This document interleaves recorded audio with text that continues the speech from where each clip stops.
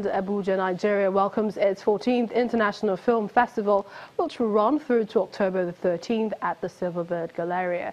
This year, the festival will train young Nigerians on the basics of filmmaking techniques and photography.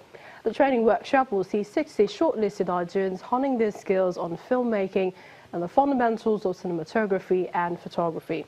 Founder of the festival, Mr. Fidelis, informs that the objective of the festival is to offer a contemporary and liberal platform for world filmmakers to exhibit the excellence of filmmaking. And I believe we have Fidelis, a Nigerian filmmaker. He joins us now. Many thanks for joining us on Network Africa. Good afternoon. All right, what more can you tell us about the International Film Festival? It's the 14th Abuja International Film Festival. It's always held in Abuja. We started in 2004. And of course, the theme for the festival this year is national security and patriotism.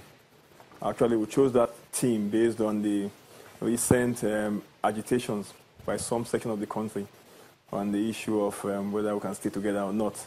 We felt there's a need at this point in time as a nation and for the film industry too to begin to play a part, and that's why we chose that theme, that there's a need for us to begin to talk about patriotism. As you said in your report also, we also feel that we need to build capacity.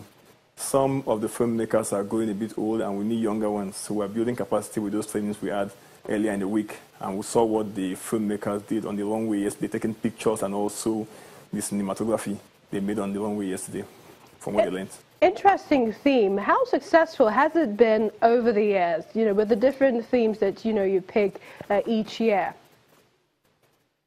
Yes, I think we received an unprecedented 3,681 films this year, the largest so far in its 14 years of existence. And for us, like you said, we had the thematic contents were from different genres. We had animations, feature films, short films, documentaries, and of course we had experimental films and student films from student filmmakers. And we got these films from over 101 countries from around the world. What is quite unique this year is that the films cut across different genres of filmmaking. And of course, as I said, we also tried to tie down the 74 films that were selected for the festival this year to reflect the issue of patriotism. That's why part of the film festival this year is a partnership with the U.S. Embassy in Nigeria. We're running a couple of American films called the American Film Showcase. You will know that if you watch a typical American film today, what you find in those films is patriotism. You see the American flag being hoisted at every scene. You look at them, they talk about America, they're so proud of it. So I think it's about time as filmmakers too, we must begin to tell the Nigerian story to our films. And the only way we can tell this story is showing patriotism to our films. It's rather interesting that you mentioned, a couple of collaborations, but how about the likes of Hollywood and Bollywood for the International Film Festival? Yeah, of course, we have films from India, we have films from the United States. Like I said, we have 101 films, and of course, the collaborations will continue. But I will tell you one thing about film anywhere in the world, you must build your industry. Hollywood, of course, built an integral industry that, of course, if you look at the Oscars example, the Oscars is basically an Hollywood awards. And of course, only one category, the best foreign film, is for the entire world. The same thing with India. And I think Nigeria has the same unique example. We have a population of about over 200 million now. We've not done our census recently, but I think we're about over 200 million. And with the 200 million people we have in this country, I think it's enough for us to build a very, very virile film industry.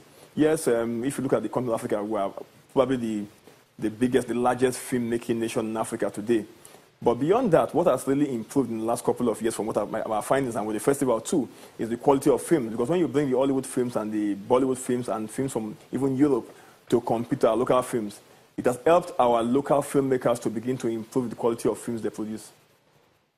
We hear that the festival event will offer participants such as filmmakers as well as directors a platform to showcase their expertise as well as excellence in film. What are the things that you consider when accepting entries from across Nigeria and beyond? Yeah, one of the criteria is that the film must have been made in the last 12 months. That's the last 1 year. The film, of course, for the local films, must have screened at major festivals. We do not have any exception to that. Of course, we have a team of screeners who go to the films. I mentioned we had 3,700 and something films.